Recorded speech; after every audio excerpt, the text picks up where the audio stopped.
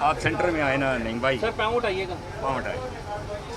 ادھر لانے یار ایسے کرتا نا کبھی شیریں مزاری نہیں آ رہی اس کے لیے نہیں ہو سکتا یہ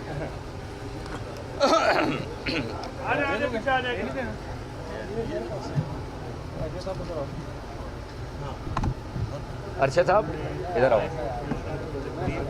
ادھر آئے نا آپ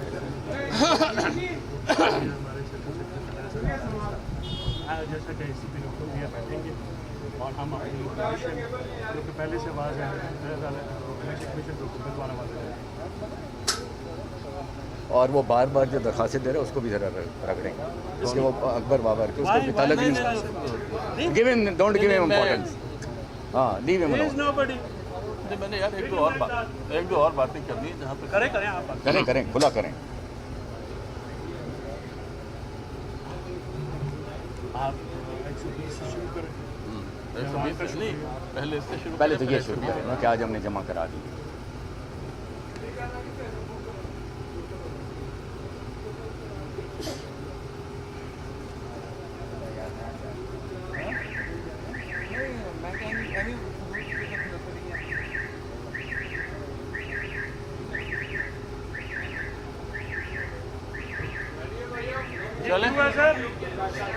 چلیں جی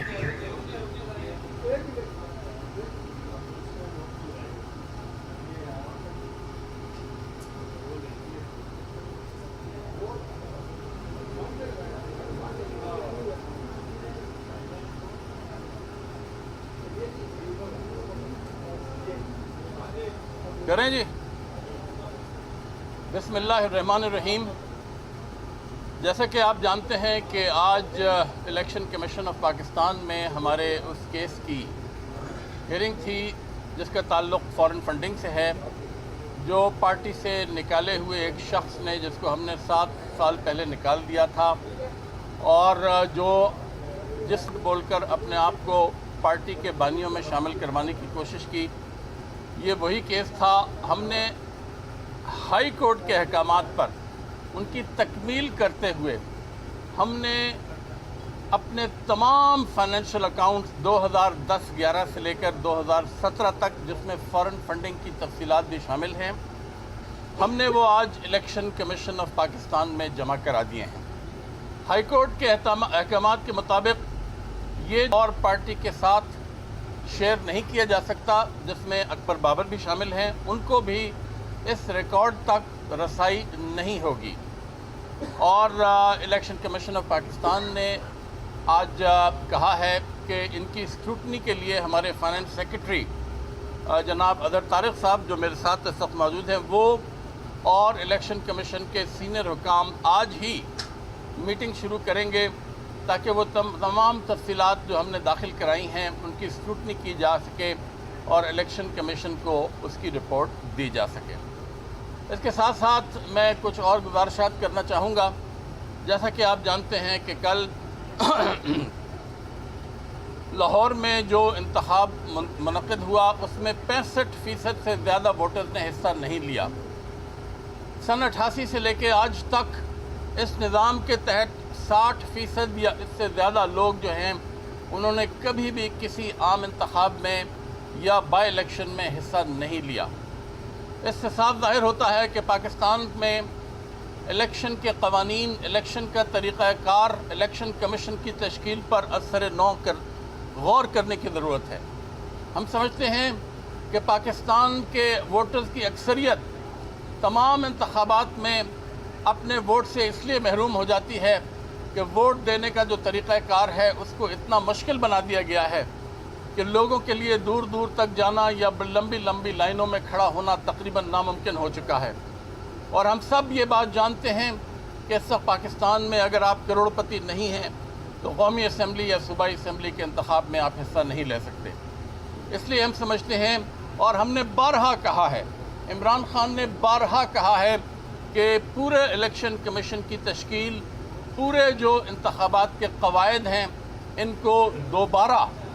ان پر غور کرنے کی ضرورت ہے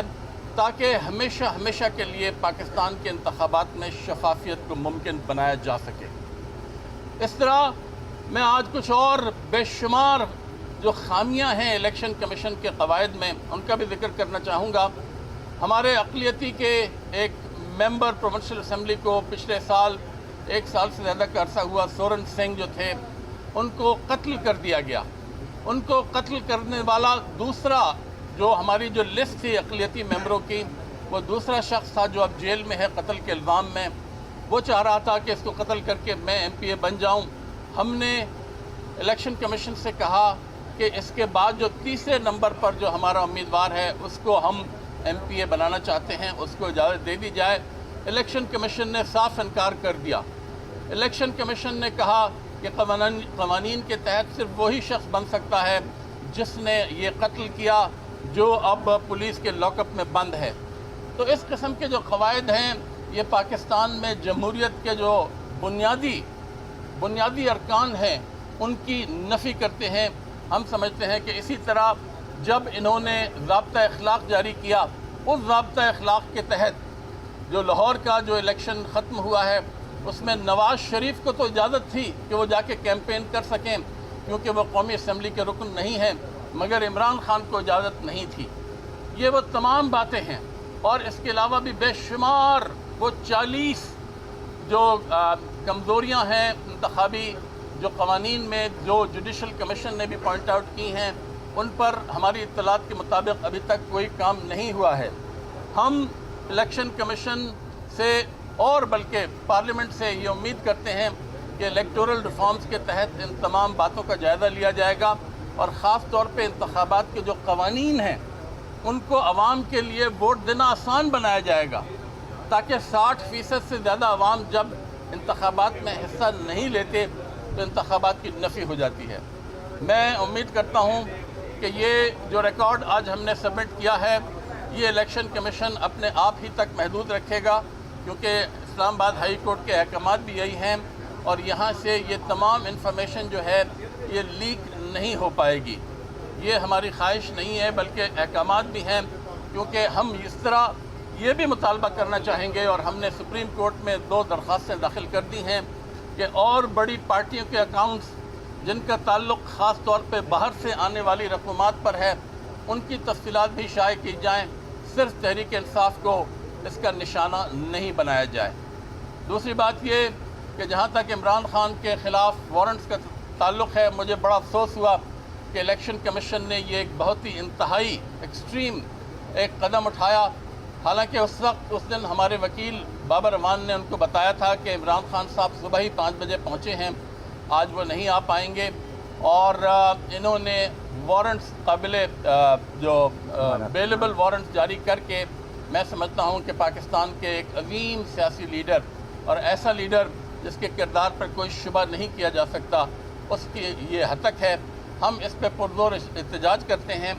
ہماری ایک پٹیشن اسلام آباد ہائی کورٹ میں پرسوں لگی ہوئی ہے اسی حوالے سے اور ہم امید کرتے ہیں کہ وہاں پر یہ جو وارنٹس ہیں ان کو منسوخ کر دیا جائے گا. عمران خان کی جانب سے ہم نے یقین دہانی دلائی تھی اس دن الیکشن کمیشن کو کہ جب بھی چاہیں گے وہ آ جائیں گے، ایسی کوئی بات نہیں. وہ سپریم کورٹ میں کئی دفعہ پیش ہو چکے ہیں جب بلایا ہے،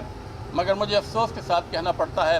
کہ الیکشن کمیشن کا رویہ اس بارے میں مناسب نہیں تھا. یہ بتائیے کہ 25 ستمبر کو اس کا مطلب ہے کہ عمران خان پیش ہوں گے یہاں پر، اور دوسری بات یہ بتائیے گا کہ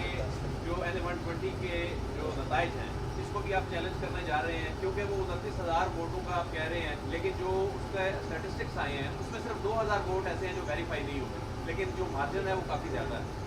دیکھیں عمران خان کے جہاں تک 25 تاریخ کو یہاں آنے کا سوال ہے، پرسوں جو ہائی کورٹ کے احکامات ہوں گے ہم اس کے تحت ہی یہ قدم اٹھائیں گے.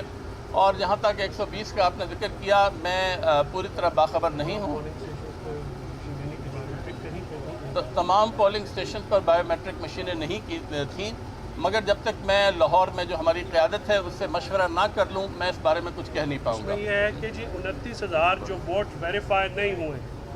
وہ یاسمین راشد صاحبہ کے مطابق ہم اس کے خلاف آلریڈی ہائی کورٹ میں لاہور میں جا چکے ہیں اور وہ مقدمہ پرسو ہوگا اور یہ کل ہار جیت کے فیصلے سے جو ہے مشروط نہیں تھا. 29,000 ان ویریفائڈ ووٹس الیکشن میں استعمال ہونا صرف الیکشن لاز کی خلاف ورزی ہے. اگر ایک ووٹ ویریفائی نہیں ہوا अगर एक इलेक्शन में एक वोट एक शख्स जिसकी वेरिफिकेशन नहीं होती है आज़ादाना तरीके से कि वो उस हल्के का शहरी है, वोटर है या नहीं है, तो उसका वोट कास्ट करना कतई नज़र कि वो किस पार्टी से करता है इटसेल्फ जो है वो इलेक्शन की सेंटिटी के ख़िलाफ़ है। और एक शफाफ इलेक्शन सिर्फ उसी सूरत में मुमकिन हो सकता है जब आपके कास्ट हुए वोट जो हैं जो वोट कास्ट होने आते हैं वो वेरीफाई हो और डिजिटल तरीके से भी हमें बायोमेट्रिक्स का तजर्बा कामयाब रहा है। ये भी हमारी PTI की तजवीज़ थी। इलेक्शन जो रिफॉर्म्स कमेटी है उसमें बहुत सारी तजावीज़ जिनका दूरस्त जैसे नईम साहब ने कहा दूरस्त नताज होते उसको जो है इग्नोर किया गया। तो ये चीज़ें जो नईम साहब ने हाईलाइट की हैं ये बहुत इम्पॉर्टेंट हैं और पार्लियामेंट को सियासी जमातों को बैठ के इस पर गौर करना चाहिए क्योंकि साफ शफाफ इलेक्शन जो है वो कोई भी सियासी पार्टी हो किसी भी जमात से ताल्लुक़ रखने वाले जो लीडरान हैं ये उनकी ख्वाहिश होनी चाहिए और अवाम की ख्वाहिश होती है कि साफ और शफाफ इलेक्शन हो। एक आखिरी बात मैं ये करना चाहूँगा कि एक बेहतरीन निज़ाम वो होगा इंतखाबात के हवाले से जहाँ पर फ़ौज की ज़रूरत ना पड़े। हम समझते हैं कल अगर फ़ौज ना होती तो ये जो कल लाहौर का जो इलेक्शन हुआ है ये सही मानों में एक पीसफुल माहौल में ना हो पाता। फ़ौज को इसका हम खराज तहसीन पेश करते हैं कि उन्होंने नज़्म नस्क जो वहाँ पर उस हल्के में कल जिस तरीके से उन्होंने अपने फ़राइज़ अंजाम दिए वो काबिल सताइश है।